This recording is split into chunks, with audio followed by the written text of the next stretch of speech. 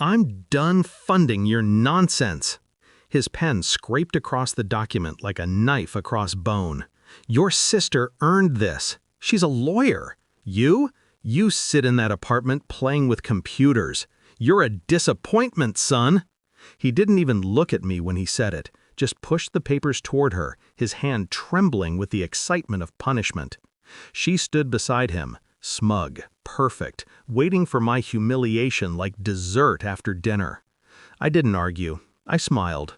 That was the moment I decided they'd regret it. People think revenge starts with anger. It doesn't. It starts with silence, with the way you breathe slower when someone slaps you with words and you pretend it doesn't hurt. It starts with a calm so deep it frightens you. After that night, I packed my things. No grand goodbye, no tears, just my laptop, a duffel bag, and the echo of my father's voice calling me a failure. My sister, Claire, hugged me at the door.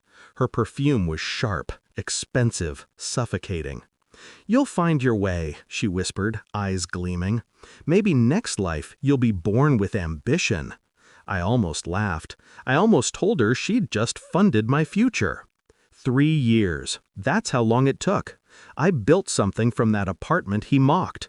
A small AI project that started as freelance work became a platform. A system that learned how people interacted online, predicted consumer patterns, optimized behavior. It was messy at first, barely holding together, but it grew. Investors noticed, then corporations. I didn't talk about it. I didn't post. I didn't visit home. Silence is the sharpest disguise. My sister went on with her perfect life. Big law firm, luxury photos, dinners with our father's friends. She used his money to climb, and she climbed high. But I knew something she didn't. The higher you go without balance, the deadlier the fall. 2 years into my build, her firm reached out to us, blindly. They didn't know it was me behind the company name. They needed our data integration system for a high-profile merger. It was a chance to get in. I said yes. Every email she sent came through my screen.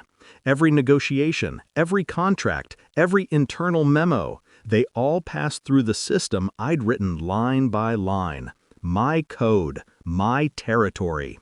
When you know someone's digital footprint, you own them. I found what I needed quickly. Claire wasn't just ambitious, she was greedy. Using client funds to inflate her performance, manipulating records, ghost-signing authorizations. Typical brilliance with no conscience. I didn't expose her immediately. Timing matters more than truth. Instead, I began collecting, quietly, document by document. I tied her to transactions that could bury her. Then I built something more, a fail-safe system. One press, and her empire would implode. Meanwhile, my company evolved into something bigger, an AI startup specializing in ethical transparency. Ironic, right? Investors flooded in. We grew fast, faster than I expected. By year 3, we were ready for an IPO, and that's when I sent the invitation. The IPO ceremony was held at the Grand Marriott Ballroom. Gold lights, champagne, cameras flashing. My father arrived with her, his real heir. They didn't recognize me at first. It took him a moment to connect the tailored suit and the press coverage with the disappointment he disowned. "Ethan?" he said, almost a whisper. I smiled. "Good to see you, Dad." Claire blinked hard. "Wait, your company? You're the founder?" Her voice cracked like glass. I didn't answer. I just turned toward the stage. My CFO began the presentation. Screens lit up with our valuation, $1.2 billion. Investors cheered. My father stood frozen, his expression caught between disbelief and pride he didn't deserve. Then the press began asking questions about integrity, about partnerships, about the law firm under investigation for fraud. That was my cue. I'd leaked everything 30 minutes before the ceremony began. Evidence, signed documents, audit trails, all pointing to Claire's firm. To her. I watched her face crumble in slow motion. First confusion, then realization, then terror. My father's hand fell from her shoulder like it burned him. She turned toward me, voice shaking. "You did this?" I didn't blink. "You did this?" I just made sure the world saw it. Security came for her before the dessert was served. Cameras followed her out.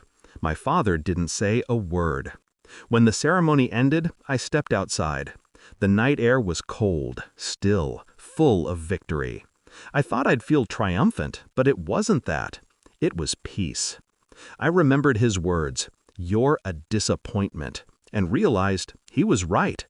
I disappointed his expectations. I failed to become what he wanted. But I succeeded in becoming what they feared. So when reporters asked for a quote, I gave them one. Sometimes silence is the loudest comeback. And I meant it.